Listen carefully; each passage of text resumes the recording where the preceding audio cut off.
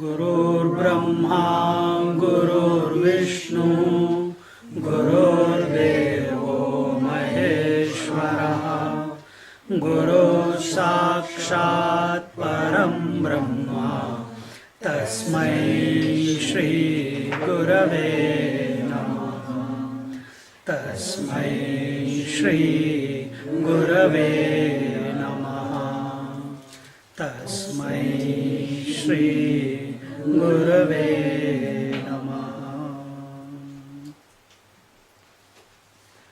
We are in Pancadasi chapter 1 and we are looking at verse number 26. And here we saw till now how in the 25th verse when the Lord is identified with the totality, he is called Samashti. When the Ishvara is identified with the totality, he is called Samashti, macrocosm. And when he is identified with the individuality, he is called Vyashti, the microcosm. We have seen the two creations, that is how that supreme conscious Brahman, when it as if identifies with the Maya, he is called, with respect to Maya, the Brahman is called Ishvara, isn't it? Then second thing that we saw was that this Ishvara, then when he gets married, as long as he is maintaining his lordship over the Maya, he is called Ishvara. But if he gets identified with his darling, the Maya, at that very moment he becomes Jiva. And at that very moment, the moment he gets identified, that Maya, which is what is Maya? Where the Sattva, Rajas and Tamas, they are in balance. They have not got disturbed yet. Who is Jiva? Jiva is he. Because he has got identified with Maya, and the moment he gets identified, the Maya loses her equanimity and becomes starts fluctuating, and the fluctuation is the Sattva, Rajas, Tamas. This is how so what do we have to do? What do we have to do? The mind which is fluctuating, we have to keep it in balance. To make it in balance, what is the first step? What did I say the first step was in Bhaj Govindam? Do not trouble the world and do not get Correct. First step is do not get disturbed by the world, by thought, word and deed, nor disturb the world by your thought, word and deed. Even if you do this one to the T, automatically your mind will become less agitated, less fluctuating. And that is called Samya Avastha. That is called equanimous mind. That mind which is not disturbed on account of anything. And the moment that happens, witnessing begins. The moment witnessing begins, the witness, now it is not under the influence of, the conscious principle is not under the influence of the matter. And if it maintains that position slowly,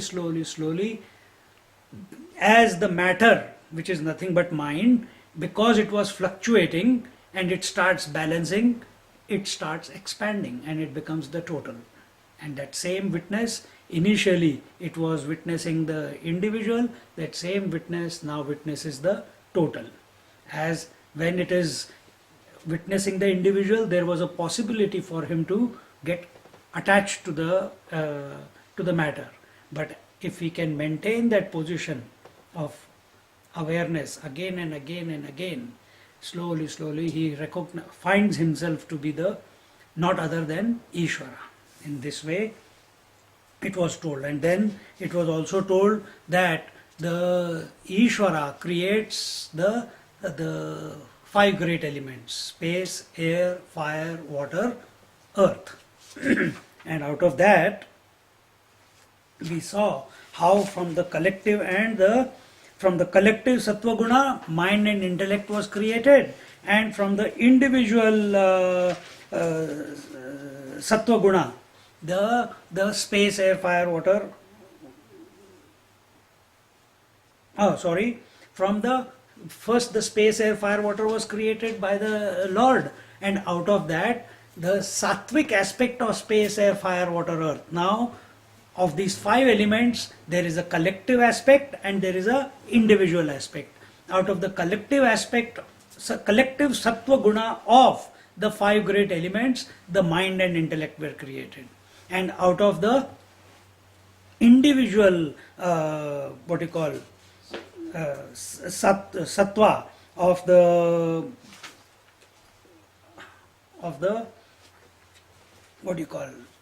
space, air, fire, water, earth, what was created? The organs of perception, seeing, hearing, touching, feeling, the eyes, the nose, the ears, etc., etc. At what level? At the totality level. Then out of the collective rajoguna of the space, air, fire, water, earth, what was created? Organs of action. What are they? Begin always with the top. Speech, hands, legs, anus and genitals. These are the five organs of action. And what was the collective rajoguna of the five great elements? The pancha pranas. Prana, pan, vyan, udan, saman, which maintains these organs of action. Now, till here we were told that this is the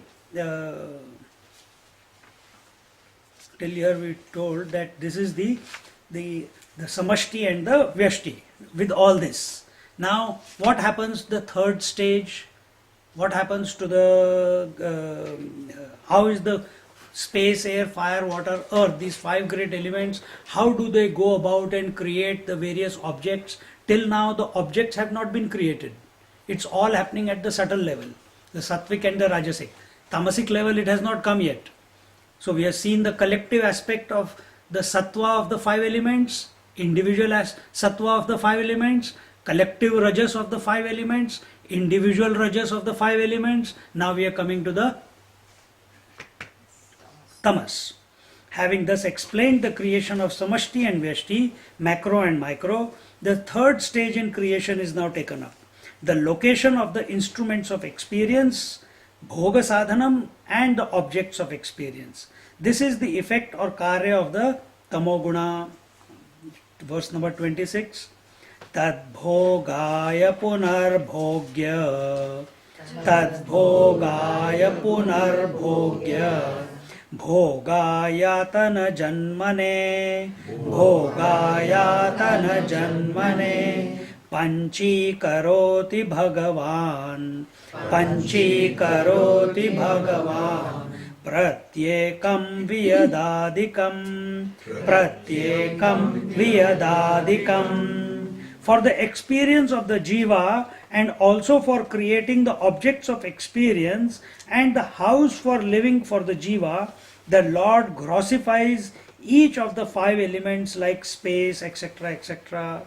So, two things are created at the same time. One is out of the tamas. What is that?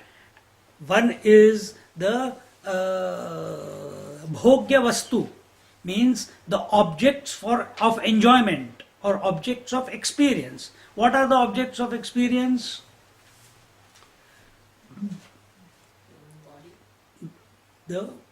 All the various, everything that you see in this universe. And the second thing that is created, the, the house in which this experience can be, through which this experienced objects can be experienced or enjoyed. If I don't have the eyes, will I enjoy the forms that are created?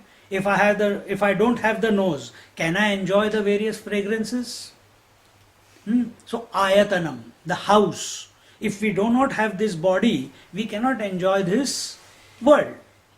In deep sleep, we are not aware of our body. Therefore, we are not enjoying the world. In dream, we are little bit identified with the body, but the world that we enjoy is not the gross world.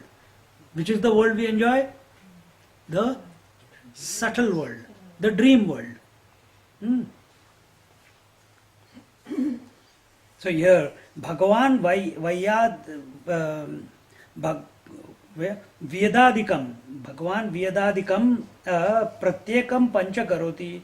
By the will of the Lord, all the five great elements undergo a process of grossification. And what is this grossification? They take each element and they divide it into half. Actually, they divide it into 8 parts, each element. So it's 4, these are the 8 parts. Suppose space has 8 parts, air has 8 parts, fire has 8 parts, water has 8 parts, and earth has 8 parts. Out of this 50%, which is 50% is kept as intact. And what happens is, these other 4 that is left, suppose we take the first element as space. So it keeps 50% of itself with itself, and the rest 50%, which is these 4, it gives this one to the air, this 1/8 to the fire, this 1/8 to the water, and this 1/8 to the earth. Okay, so it has retained 50%, and the rest of the 50% it is distributed equally with the other 4 elements. Now you come to air. Air also has got 8 parts. It keeps 50% with itself, and the other 50% it distributes to space, fire, water, and earth. Similarly, the fire, it keeps 50% itself, and the other 50% it distributes it to space, air, water, and earth. Then come to water. He gives the 50% with himself, and the rest of it he gives it to space, air, fire, and earth. And the last one is earth. It keeps 50% with itself and shares its rest of it 50% with space, air, fire, and water. When this admixture takes place, so each one is there, but it is sharing 50% with the rest of the 4. Then the whole creation, as you see it with all the objects that you are seeing in this world, they start coming about. This is called Panchikarana. Can we do that in the lab? You can't do it in the lab. This is the Lord who is getting it done. It is not even Brahmaji. It is the Lord. Therefore, the grossification is that process by which the unseen matras of the 5 great elements are brought to our cognition as objects of knowledge. How this grossification takes place is explained in the next shloka. I think I already covered it. Dvidha vidhaya chaikaikam, Dvidha vidhaya chaikaikam, Chaturdha pradhamam punaha, Chaturdha pradhamam punaha, Swasvetara dvitiyashaihi, Swasvetara dvitiyashaihi, Yojanat pancha panchate, Yojanat pancha panchate. Each of the elements having halved and retaining the first part as it is, the second half gets further divided into 4 equal parts, each 1/8. Then the first half of each element unites with the 1/8 of each of the other 4 remaining elements to become grossified. Now, after this grossification of the 5 great elements has been accomplished, the next step is to create the objects of enjoyment and the house or location called the body where the instruments of enjoyments are to be lodged. How is this done is explained in the next shloka. Tairandastatra bhuvanam Tairandastatra bhuvanam Bhogya bhogashrayodbhavah Bhogya bhogashrayodbhavah Hiranyagarbhasthulesmin Hiranyagarbhasthulesmin Dehe Vaishwanaro bhavet Dehe Vaishwanaro bhavet. From these 5 grossified elements are born the Brahmanda along with the worlds, objects of experience and the gross bodies. The Hiranyagarbha attains the status of Vaishwanara, being identified with the total gross bodies. So what is that? What happens after this grossification takes place? The Brahmand, the cosmos is created. And what happens with the cosmos? That subtle body, the subtle body at the mind and intellect at the totality level was called as, Tejasa. at the individual it is called Tejasa. At the total level, Hiranyagarbha. Another meaning, Brahmaji. Total mind or total intellect is called Brahmaji.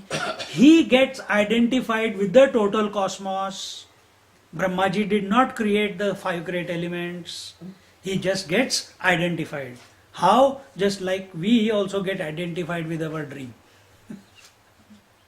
So if Brahmaji gets identified with the total cosmos, he is called as, now first Ishvara got identified with mind and intellect, so that Ishvara is known as, has fallen down from his status of Ishvara, he is called as Hiranyagarbha or Brahma. And when he gets identified with the total cosmos, he is called as Vaishwanaraha. At the individual level, at the microcosmic level, Prajna, that is the consciousness expressing at the causal level, gets identified with the potentiality, with the mind and intellect at the individual level. It is called Taijasa. And when Taijasa gets identified with the Ayatanam, with the house, it is called as Vishwa. So parallel we are going. Ishvara at the total level, Prajna at the individual level. Hiranyagarbha at the total level, Taijasa at the individual level. Vaishwanara at the total level, Vishwa at the individual level. So it's the same like Ishvara identified with Maya becomes Hiranyagarbha. Correct. Otherwise, how will Brahmaji be born? But now you are saying, but you said that Ishvara cannot be identified with anyone. That is true, isn't it? But he can control Maya. But he multiplies without getting controlled by Maya. But the Ishvara. So if you are multiplying as mother, wife, etc., etc., and you forget that you are a woman, then you are a jiva. I'm just making a joke out of it. But if you can play all the roles in your life and yet maintain your independence, then you are Ishvara. Ishvara is ever independent. He is unlimited, unconditioned, and yet expressing as all. And that's what we are trying to pursue in our life. We want to be also not be subservient to all the roles that we are playing, all the objects that we are, find ourselves to be within our life. क्या पूछ रहे थे तुम? So Ishvara only gives 50% of itself. The rest it keeps it to himself. No. How can Ishvara be He 50%? said 40, but it keeps 50% and then. I didn't say Ishvara, I said 5 great elements. Only 5 great elements, not Ishvara. Ishvara is everything. Ishvara is in and through the whole creation. Because you have created out of yourself someone called mother, have you kept 50% with you? You have to be complete in order to express as mother. And when you are wife, if you are not complaining, then you are 100% there also. Agony. You are not keeping. What we were talking about, the five great elements, the Lord has created them out of tamas, and the sattvic aspect of the five great elements was going into creation of the creation at the macrocosmic and the microcosmic level. We are talking about the grossification. पढ़ना पड़ेगा तुम्हें थोड़ा. अभी एकदम से तुम आ रहे हो.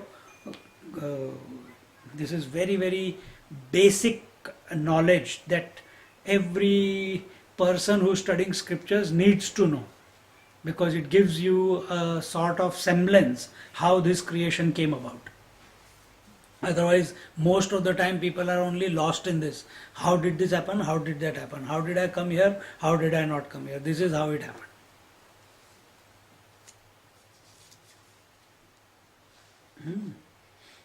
In this Brahmanda, two types of things are created. Bhogya bhoga ashraya udbhavaha. Two things. One is the object of enjoyment, and the second, which is the bhogya vastu, and the other is the gross body in which instruments of perception are there to enjoy these objects of enjoyment. Because without this body, you cannot enjoy the objects. And in this way, this is the further fall of Ishvara down to the total gross body level. So, as I said before, Ishvara has come down to Hiranyagarbha, has come down to Vaishwanara. That is at the totality level. At the individuality level, Prajna has come down to Taijasa, has come down to Vishwa. Who is this Ishvara? Who is this Prajna? Who is this Taijasa? Who is this Hiranyagarbha? Who is this Vaishwanara? And who is this Vishwa? It is the consciousness. Matter cannot be called this. Consciousness identified with or in relation to Maya is known as Ishvara. Consciousness. Consciousness in relation to total mind is called as Hiranyagarbha. Consciousness in relation to total gross body is called as Vaishwanara. Consciousness in relation to individual causal body is called as Prajna. Consciousness in relation to individual mind is called as Taijasa. Consciousness in relation to individual body is called as Vishwa. So these names are for consciousness, which has as if identified. These are not the names for matter. Matter does not matter. It is the consciousness which is taking these various roles, or we are calling it, so that we can identify where are we. If we are daydreaming, we are Taijasa. If we are identified, I am hungry, I can't live, oh, Vishwa. If we are continuously Prajna. And then totality level. What Arjuna experienced when the vision in the 11th chapter, that is Vaishwanara, the total gross body of the Lord, where the past, present, future, everything was getting chewed up, everything was being born, everything was happening at the same time, and he got scared because he could not handle it. Now what happens to the jiva at the individual gross body level? I have already explained to you, but let's see. Taijasa vishwatam yata, Taijasa vishwatam yata, Devatir yang naradayah, Devatir yang naradayah, Te paragdarshina pratyaka, te paragdarshina pratyaka tatvabodha vivarjitaha. Tatvabodha vivarjitaha. The Taijasa is further fallen to the state of Vishwa. Who is this? Consciousness identified to individual mind and intellect is called as Taijasa. Now he gets identified to the Vishwa. Now tell me one thing. I'm just being, for an example sake I am using this. When you are in dream, are you identified with your gross body? Or gross objects? No. So the consciousness which is expressing in the dream is the Taijasa. That same consciousness, when it wakes up, it becomes identified. I am only this body. Isn't it? Vishwa. So the Taijasa is further fallen to the state of Vishwa, while identified with individual gross bodies such as gods, animals, human bodies, etc. By nature, they by nature are extrovert and devoid of the knowledge of their essential nature. The moment this consciousness, individual consciousness, identifies with this body, there is only one thing it can do, and that is enjoy the objects of the world. It is extroverted. Very difficult to become introverted. When does introspection begin? Or when does introvertedness begin? When does your journey within begin? Why? No, why is still at the level of, see, if you are sitting there and having a cup of tea in your hand and ask me, Swamiji, why, who am I? This is not introspection. With the cup of tea and a bottle of water, that is not introspection. That is still feeding or maintaining the gross body identification.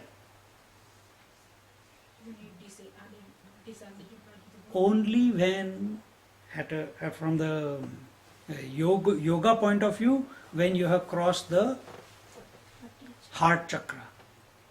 After that, till you are at Mooladhar, Mooladhar, Swadhisthana and Manipur, that is you are living for survival, living for satisfying your desires and living for possession of things, that is Manipur. Till then you are still a worldly person. You cannot become introverted. You cannot think of the Lord. You may think, but it will not give you any results. But when it comes to this point, because world is nothing but wanting security, wanting to satisfy our desires and maintaining or wanting to possess what you don't have, or wanting to possess what others have. So as long as we are caught up in these three things, these are the three gateways to hell. We have to get out of this. And as long as you are identified with the body, how do you know you are identified with the body? If you are continuously living for these three things. If you are concerned about your security, if you are concerned about desires for objects, desire or lust for other things, longing for other things of the world. Oh, I have not. Like when we were in Hobart, one person at whose place I was staying, Uppi Maharaj, he felt a swoon somewhere. And he said, Swamiji, he was so seriously. He said, Swamiji, you know what was I thought I was dying, and can you imagine what was my last thought? I said, what? Oh, I have not seen Rio de Janeiro. My God, Swami, I would have to be born again to see Rio de Janeiro. I said, he himself came to that conclusion. He says, that was the last thought, nothing else came in my mind, that I have not seen Rio de Janeiro. I said, so what time of the year you want to go there? When that dance takes place, everyone on the street, what is that? Carnival, during the carnival time. He says, yeah, that's the thought that came to me, that I should go there that time. See, when you go to sleep at night, every night, you want to find out where your mind is. Have you become introverted or not? Or are you still extroverted? Find out what is the last thought when you go to sleep. If it is about sleep, it is still extroverted. If it is about world, it is still extroverted.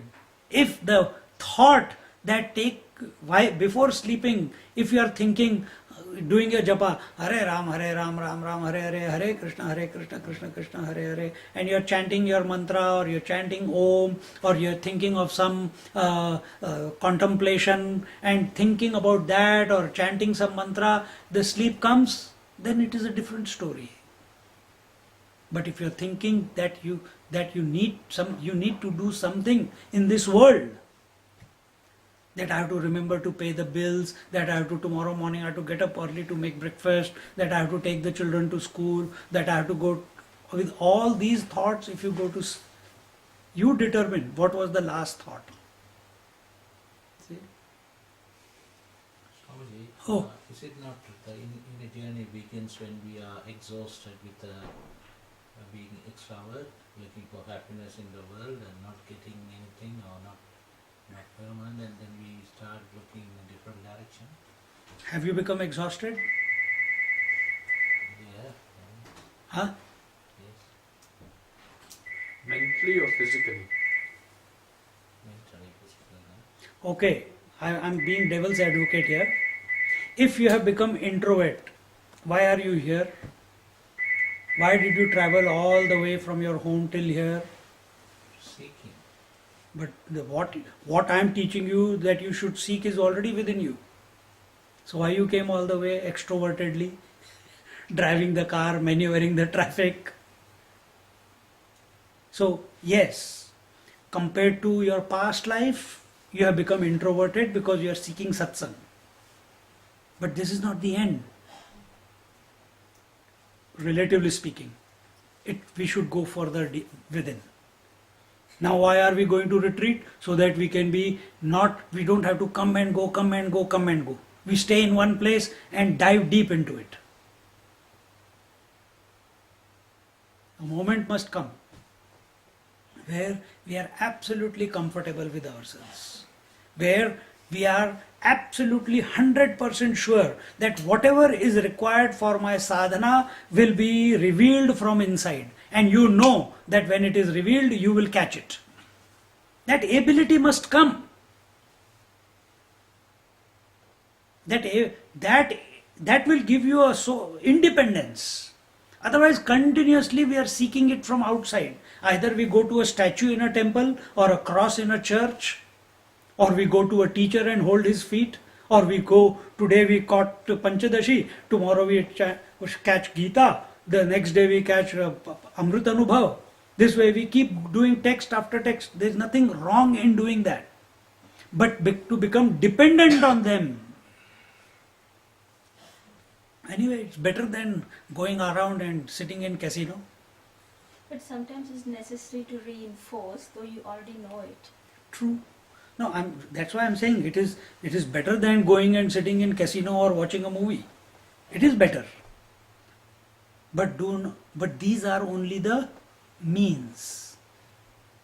In the end, this whole dialogue, which is given in so many verses and so 15 chapters, it should go on as a dialogue within yourself, in its own way. Write your own book. Seriously, you are continuously talking to yourselves for so long, throughout the day, inside the head going on. Should I go? Should I not go? Should I go? Should I not go? Should I go? Should I not go? Traffic, so much traffic is there. Someone told me today, Swami, I was thinking of coming, but actually I was not going to come to the retreat. I said, then don't come. No, I am going to come. Then I said, what happened? What made you change your mind? No, I thought about it. See how much he has thought. I said, what did you think? He says, if I go to the retreat, I will have to sit on the floor for 8 hours a day. So that thought was, then I thought, why am I thinking like this? Can't I sit on a chair? So I brought $100 for you. See how much, to make one decision. So much thinking has gone by. This we do with eating, this we do with everything in our life. Mind should be empty. Whatever has to happen, boom, do it and forget it.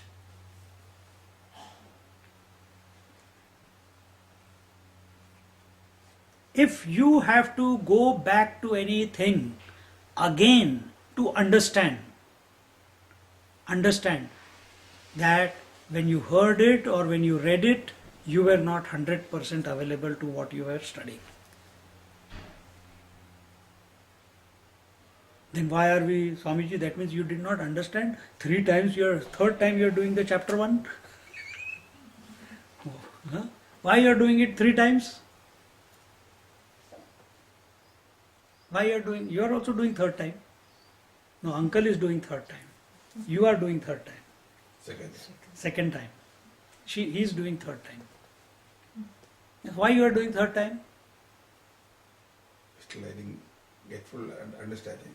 Still didn't get full understanding. Don't you get bored? Huh? That's important. Why you don't get bored? I don't know. I'm getting more and more information. Yeah, More clear now. Little But more clear collecting now. information just More makes you clear now. more clear. Okay. But what is that which is not allowing you to get bored, even though you are hearing it 3rd time? What is it that is not making me bored going through it 3rd time? Because you are talking about yourself. We never get bored about thinking about ourselves.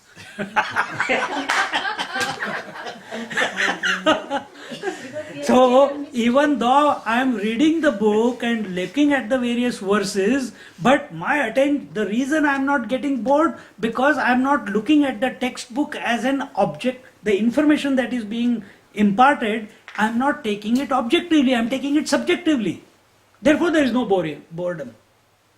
Because every verse is talking about me only. Wow, this is how I came about. Is this me? Eh? The question that is this me? What's No, not me. No, Tell I- me. Not me. Tell me. That's right. Say. Arey, say, yaar. Everybody Look at li- me and say. Everybody likes oneself. Everybody likes oneself, to talk to themselves, love themselves. So Okay. they- You are still taking the relative position.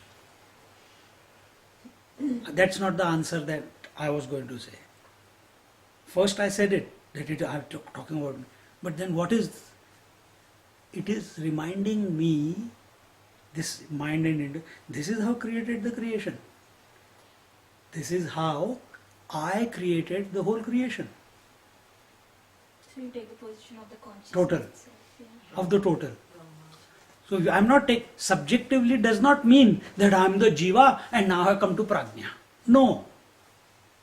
You take the position of consciousness, and from this point of consciousness, which is you see how out of this consciousness the totality is also expressing and individuality is also expressing. Or you can That see, position you have to take. or you can see yourself in everybody else. But to come to that position that you see everybody else, first you have to come and surrender to Ishvara or be the conscious principle.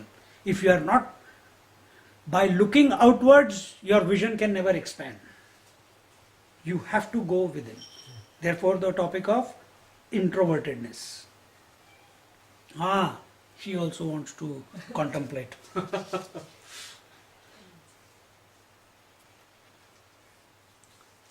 Open. So, again, one more thing, when this consciousness identifies with the individual body, ayatanam, at that very moment, individual gods are created, the 14 worlds are created.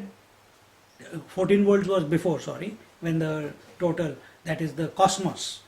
The cosmos is made up of Bhur, Bhuva, Swaha, Tapa, Janaha, Maha, Tapa, Satyam, and Atala, Sutala, the 7 lower worlds. So total 14 worlds is equal to the cosmos. So here he says, when the prajna, the individual consciousness identified with the causal state becomes identified with the individual linga sharira or the subtle state, subtle body, it is called taijasa. When this taijasa becomes identified with the different individual gross bodies such as the devas, animals, human beings, etc., it is called Vishwa.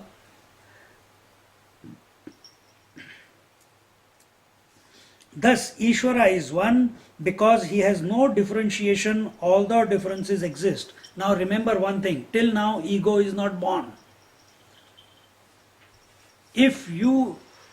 What is being told here is, if you get identified, this consciousness, when it gets identified with the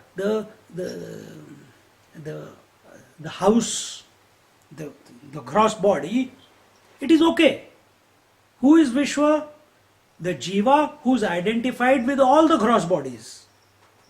So, automatically, don't you feel that you feel the empathy towards your children or towards your husband or wife or a person who is in need, or when you go to do charity, you feel for them and therefore you help them out.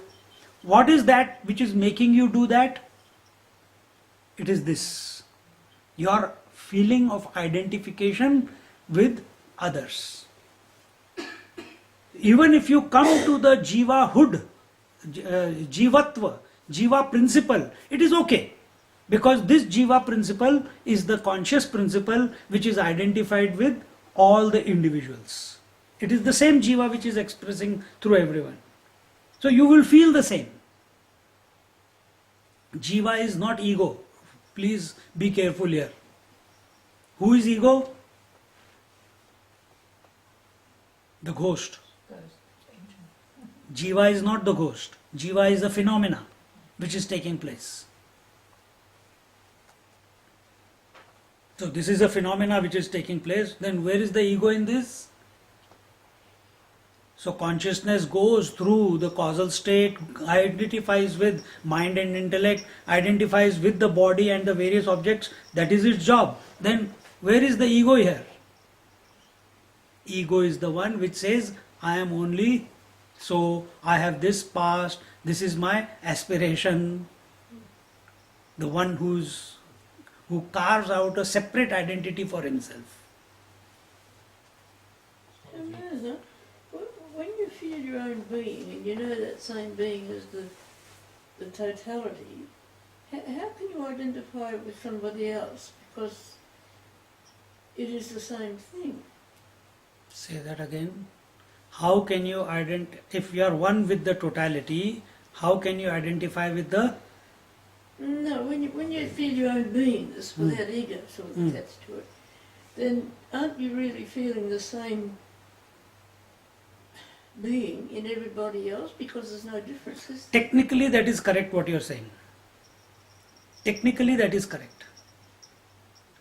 If, technically, logically,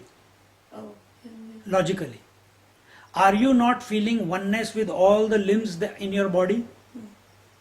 You know they are, you can see them, you can experience the various limbs,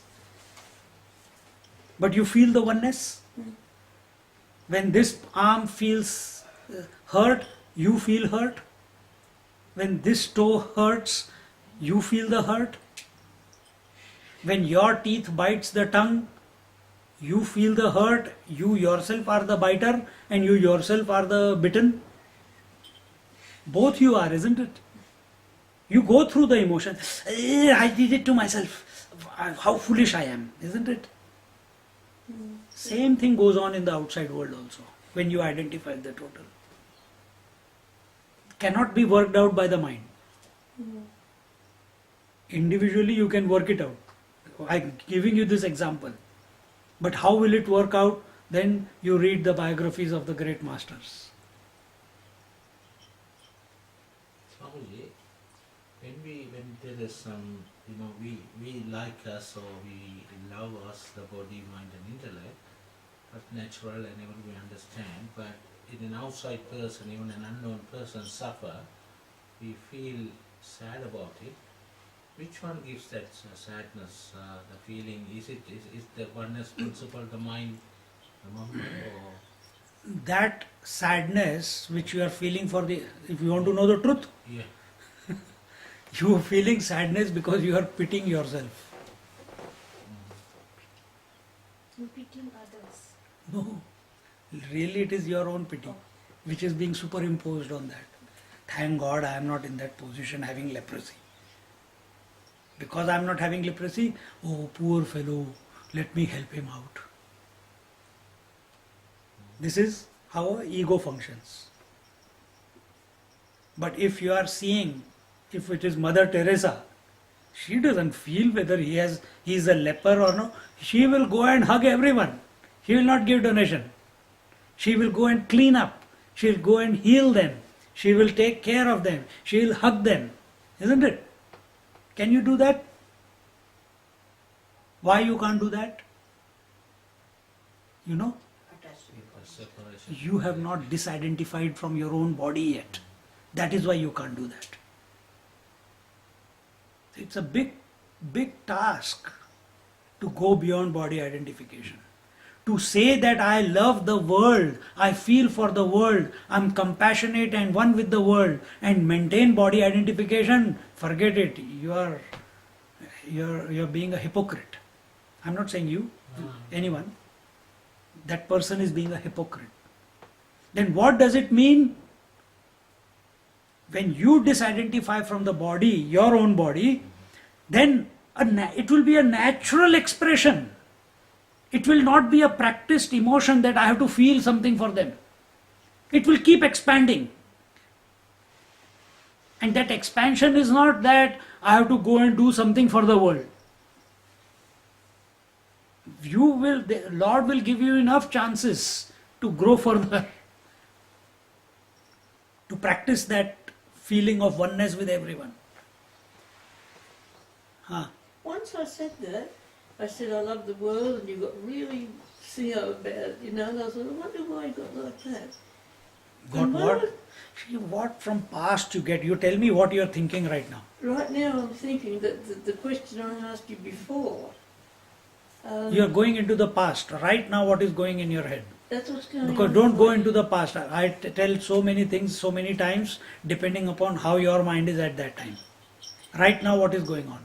What's going So don't on? bring past information into the present. Because that was time specific.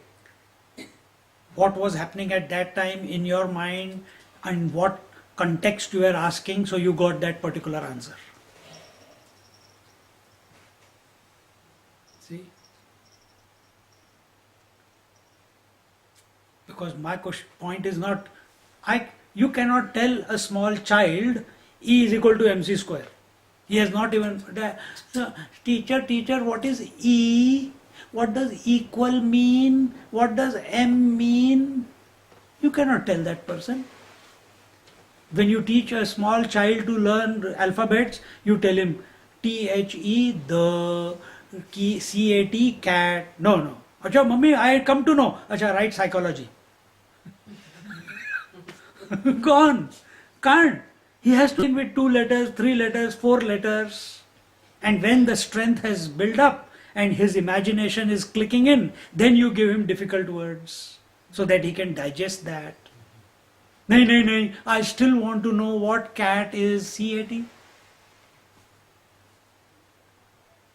So when that was told, 1, 2, 3 years, I don't know how long you've been coming. So when that was told, it was told in that particular context. Don't hold on. Don't collect memories.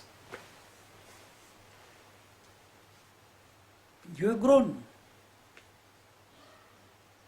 That time that was necessary for you to be heard. Sometimes I, what do you call? Like you wind you up.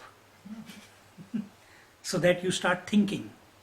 Not because I'm getting joy out of winding you up, because you start thinking then. I purposely take the opposite position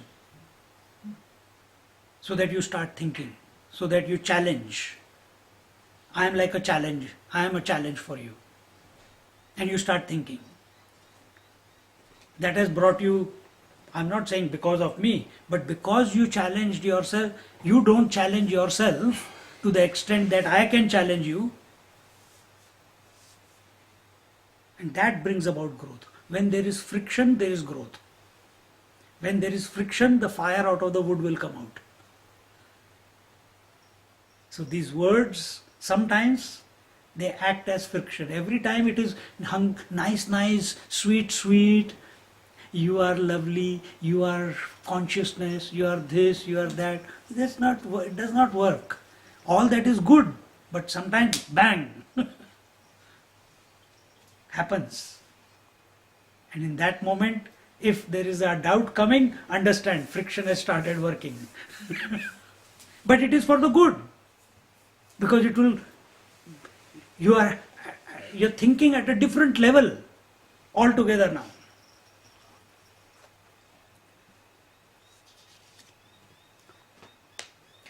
Thus, Ishvara is one because he has no differentiation, although differences exist. The jivas, on the other hand, become many individual bodies who come to be called Vishwa. What is this quality of the Vishwa? Te parak darshinaha pratyak tattva bodha vivarjitaha.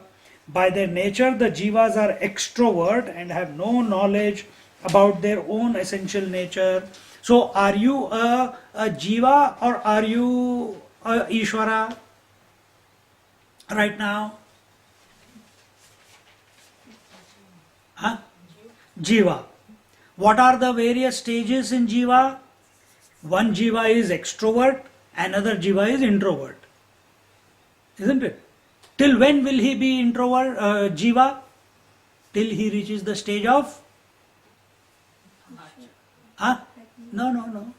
Heart chakra is still jiva. At what point will he stop? Will we stop calling him a jiva? The moment he reaches witnessing, isn't it? But Prajna is the parallel level to Ishvara. Ishvara, but at the individual level. Yeah.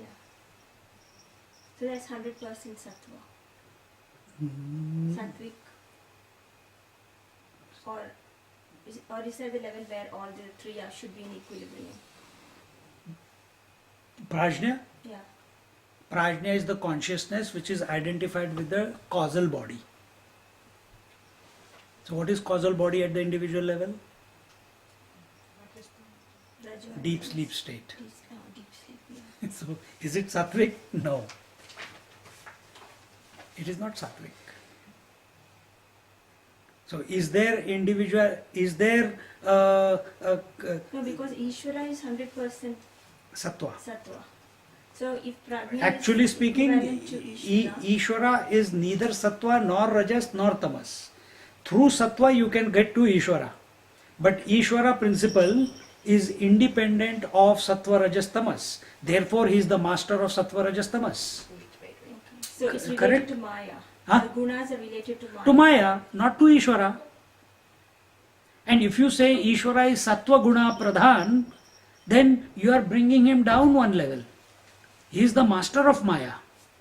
And it is the Maya who expresses as sattva rajas tamas. Isn't it? And when does she express as sattva rajas tamas? When Ishvara gets identified with Maya. The moment he gets identified with Maya, is he called Ishvara anymore? He becomes Hiranyagarbha. He becomes Brahmaji. So he loses the Ishvara status the moment he gets identified. Who is Ishvara? Who is not identified with the Maya, yet expressing through Maya. So that's consciousness. Ishvara is now at the level of consciousness. Yes, at the total consciousness, not consciousness, total consciousness. Can consciousness be individual and total? No. Then what are we talking about? And because we feel that there is an individual, we are an individual, But then and again, because we pray to someone called total, So that total we called as Ishvara, and this individual is called the Prajna. Then what is reflected consciousness? That Ishvara, that Brahman reflecting in the mirror of Maya is called Ishvara. With respect to mirror, he called Maya, is called Ishvara. Take it subjective, don't look it out here. Look at what is happening to you. The mirror is the When your mind is, beware, those who can following it, good. If your mind is having no thoughts, correct? Then what happens? Two things happen. You will go to sleep.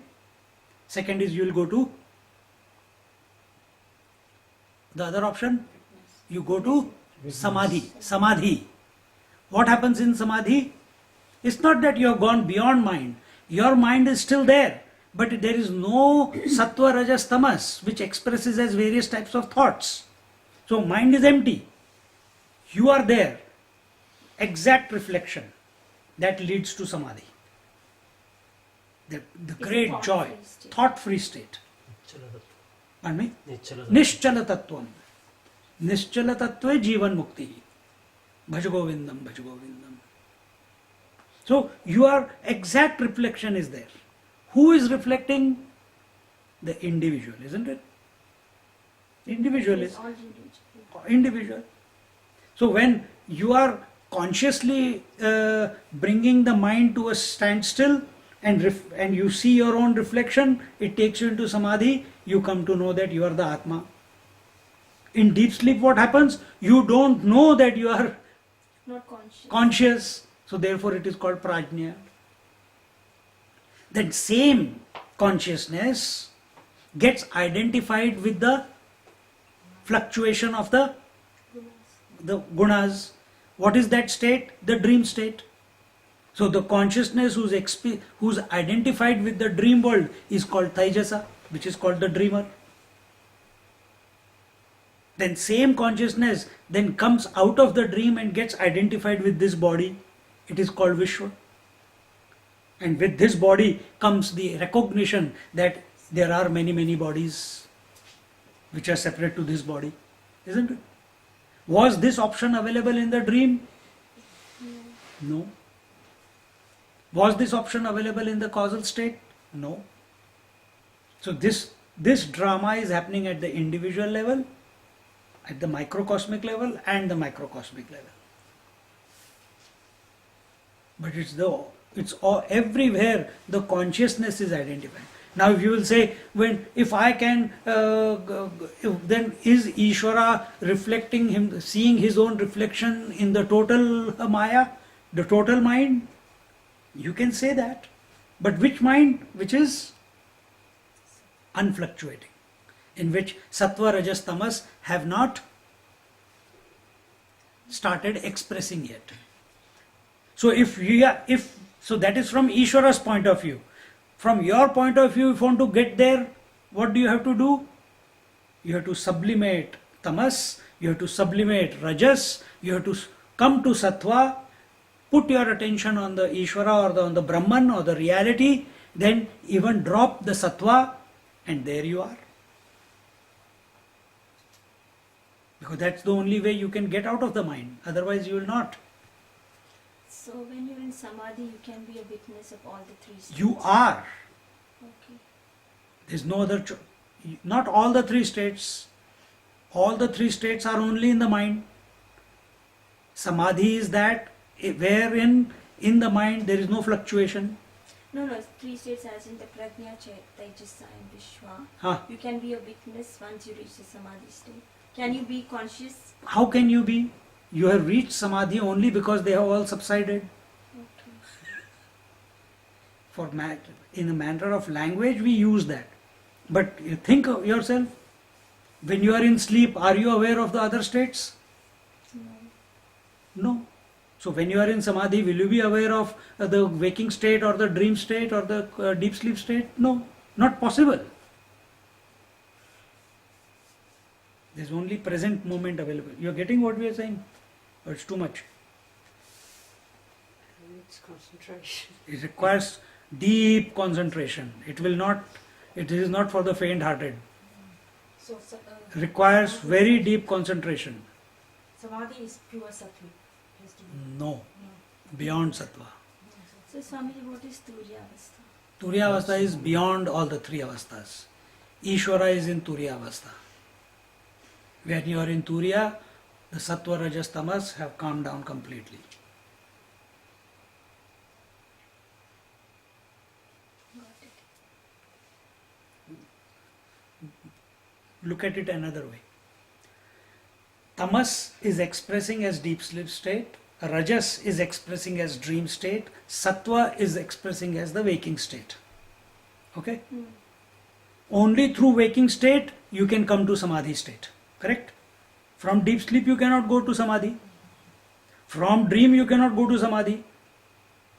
Only from waking you can go to Samadhi. So only through Sattva there is a possibility of salvation or realization. Agree? Why? In deep sleep state there is utter ignorance. In dream, you go through so many lifetimes and through so many emotions and so many relationships, you don't know which one to follow. In waking, everything has slowed down. Isn't it? So you feel that you are in control, so to speak. And therefore you are here, therefore you do the meditation.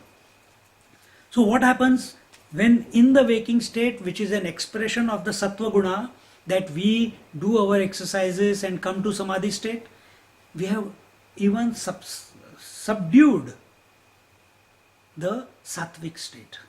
We have calmed it down. And what is the Sattvic state here? The thoughts and convictions that we have. They have also subsided. Remember what was the first stage of this?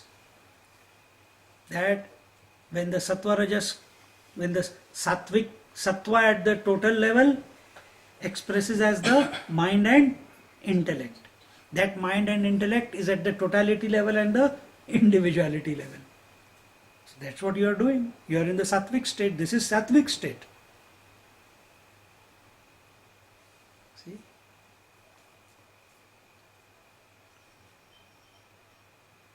Think. In all these states, it's the same consciousness as there. Good. You focus only on the consciousness. You focus only on the consciousness.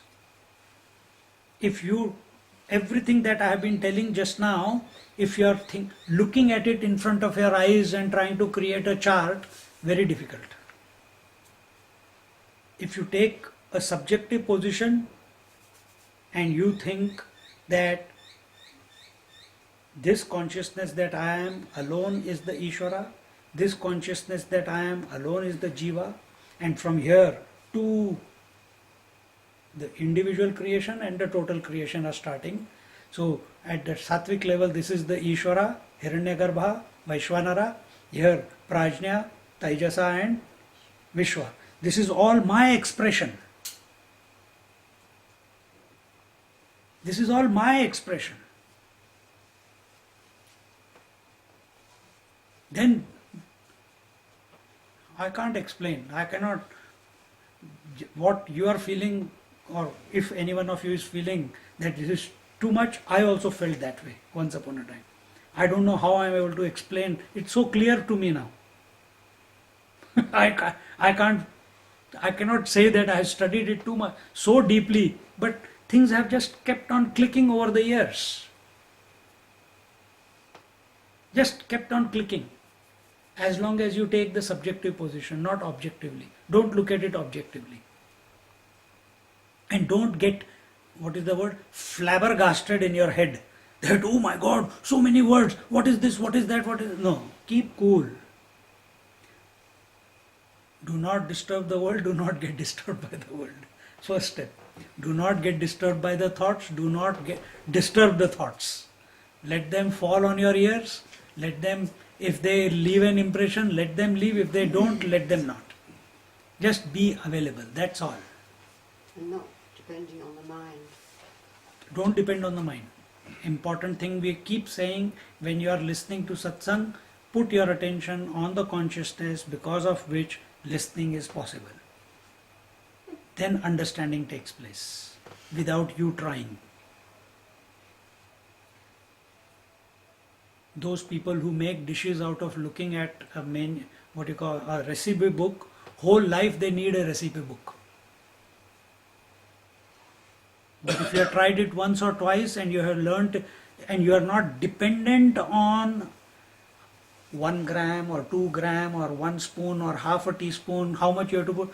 Once you got the whole idea, now you throw the book away and you just go there and intuitively it just comes. And you know the right amount falls into the pot, isn't it? You don't have to work out, oh, did I put...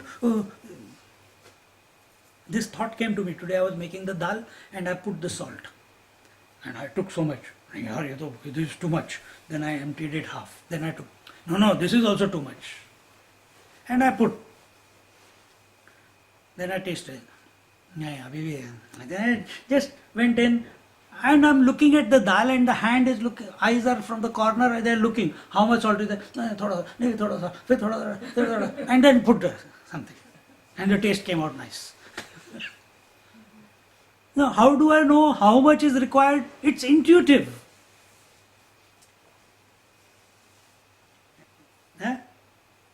You don't cook, so you don't talk about it. You cooked it, you tasted it. He doesn't know. He doesn't know whether it was right or not. So, It will be good. if I sleep, will you enjoy my sleep? No. I only have to enjoy my sleep. So if I cook, I have to enjoy my cooking. And anyway, if it is, even if it is spicy, it does not matter. It is, I like that taste. Yeah. Because I will never say I have made it bad. I'll always say it is perfect. Anyway. By their nature, the jivas are extrovert and have no knowledge about their own essential nature, because they are too occupied with the gross body. The individual is too occupied with the gross body, and therefore he is extrovert. Whenever we are identified with the gross body, meaning the 5 senses and the 5 organs of action, our field of experience is only outside. And that outside is not only the gross world, it is also the dream world. Dream world is also outside. Gross world is also outside. Because they are preoccupied with the gross body, the sense organs, and the objects of the world and the interactions with the objects of the world. There is no possibility of pratyak bodha of Chidananda Swarupa Jnanam in this situation. Pratyak bodha is the state of self-knowledge. Self-knowledge is only possible when we drop the world of experiences and come back to the source because of whom this world is existing. And remember, the world is of 3 types: waking world, dream world, and deep sleep world. Both at the individuality and the totality level. And we have to drop all that. Now do whatever is required to be done. And when we come to this state of self-knowledge, there is no suffering because of one's own absence as an ego. It is the ego which identifies. Consciousness identified with the body is called the ego. And it seeks the continuity of this body. It seeks the continuity of the experiences. It seeks the continuity of the past. It is the ego. And once you have come to know yourself in meditation, in contemplation, in your own conviction, to come to that point of conviction, even, it cannot happen while you are identified with the body. It cannot. Impossible. It is that which is ever present in both joy and misery, in knowledge and ignorance, in birth and in death. It is independent, belonging to nothing. Who? The independent consciousness. When it gets disidentified from the body, you find that it is the witnessing principle, unaffected by joys and sorrows, hunger and thirst, praise and insult, heat and cold. But it is immune to all duality of experiences. When we do not know our essential nature, we are jiva. When we come to know our essential nature, we are not only jiva, but there is no one called jiva. Everything is Paramatma and Paramatma alone. There is only self and self alone. Then this idea, then there is a story in Vedanta which comes, in Upanishads or somewhere it comes, that a person is going around and looking for a key of the car or the house, and he searches everywhere and makes the whole house upside down. The servants are afraid of the master, the wife is afraid of the master, the children are afraid of the master, because he is going crazy. Where is the car key? Someone has hidden it purposely. And everyone. And then at last, as he's stomping his feet out of the house, suddenly his hand falls on his pocket and he finds the key in his own pocket. What will be the feeling in that man? He will be ashamed of all the actions that he has done, isn't it?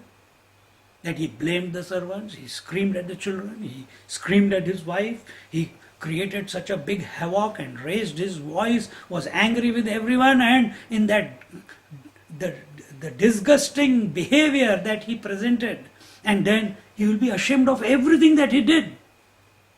Similarly, you will be also ashamed of all the books that you have read. Of all the books that you have read, all the satsangs that you have gone to, all the meditations that you have done, you say, oh my God, all this I did to know myself, but I already am. But when will this feeling come? When you have crossed everything.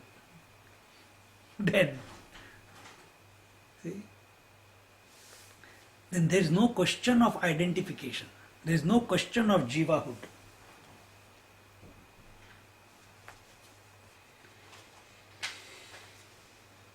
Because once you have come to know yourself, there is self and self alone. Once you have come to know the self, no, but Swamiji, if you are saying like this, I have come to know that I am the woman, but I again become a wife after some time. So, if I come to know that I am the consciousness, will I come down to become the jiva again? But you will be at the conscious. But you will be at a different level, though you come down. What is that level? That you. Acting. Learn from your husband, please. Yeah. Why didn't I answer it before him? Then I would have said, learn from your wife. Then it is only acting. Who is saying that it is acting? We are saying, because we are still in the relative.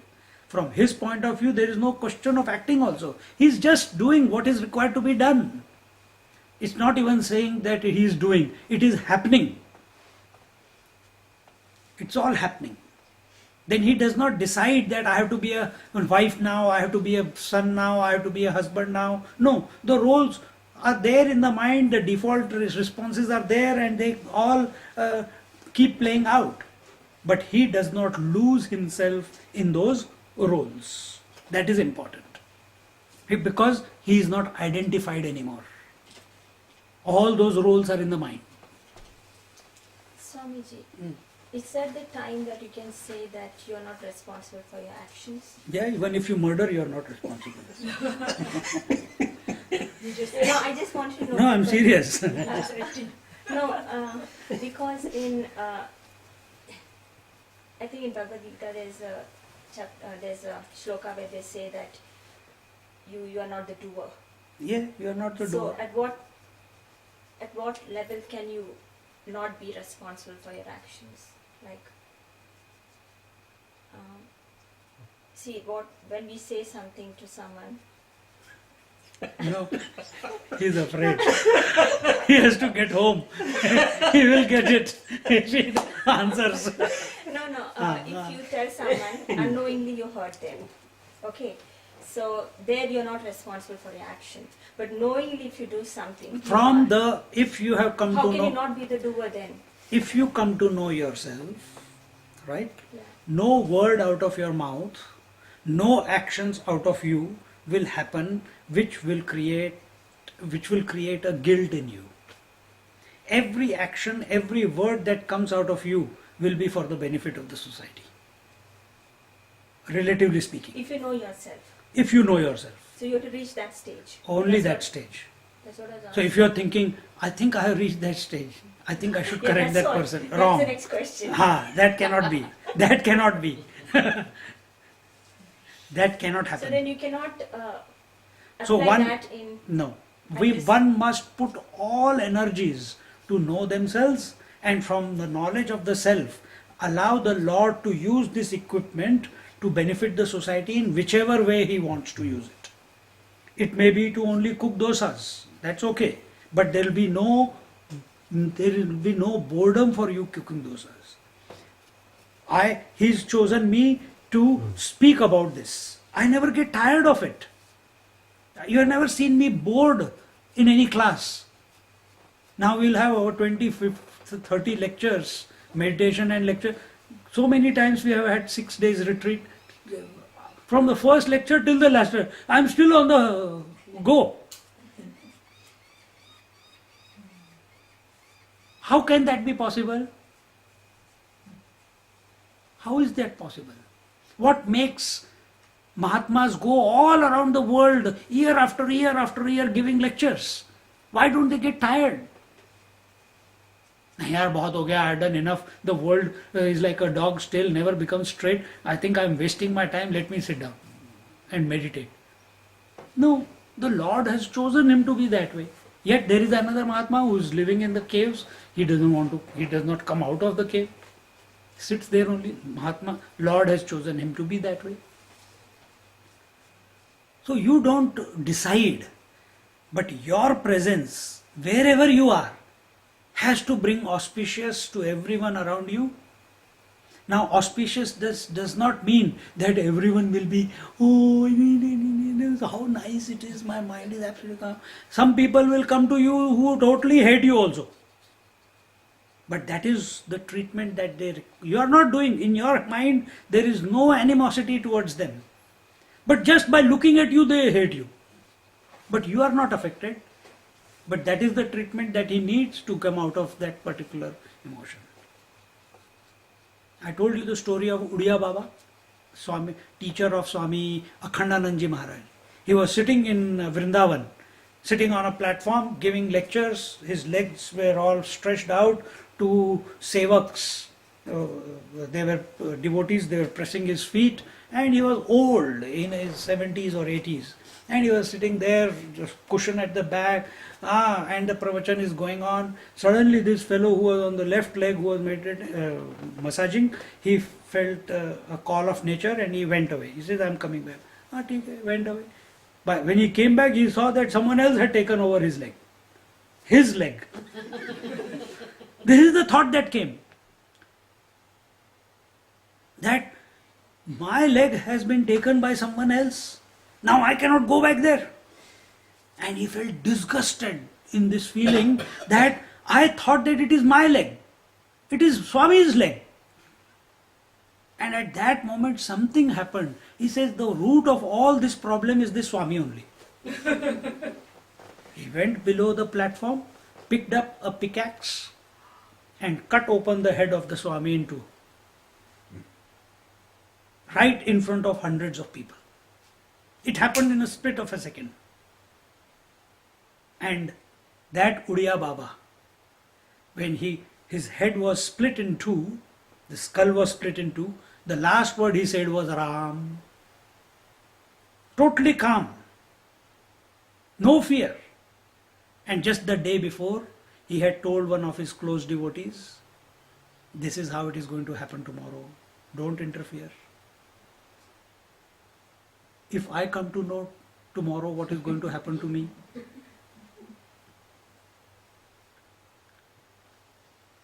Huh? I went to go to astrology. From 28th of November till 14th till Valentine's Day next year. It is a very bad time. There can be a fatal accident possible. So I stopped driving. This is what we do, isn't it? We are careful. And this great Mahatma, he knows tomorrow is his last day. Because he was Trikaldarshi. He knew past, present, future of everyone. Not only himself. Himself means this body. He knew.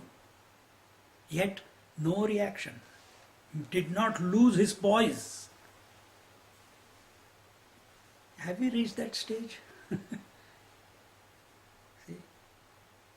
Total equanimity to all happenings in life. What is the life story of this jiva who has so externalized his vision that he is unable to see the pratyak bodha within himself? What is the life story? The reason that he is not able to know himself, which is already himself, how does this fellow live? In misery. Here it is given. Let's look at the misery in the next class. Why begin with the misery and not able to find a solution to it? So now what is the misery will be told, and then what is the way out of this misery will be told.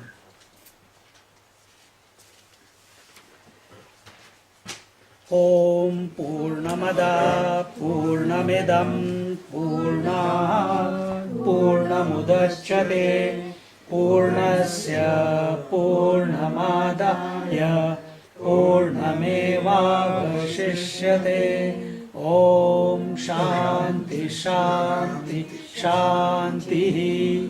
Harihi Om Shri Gurubhyo Namaha. Harihi Om.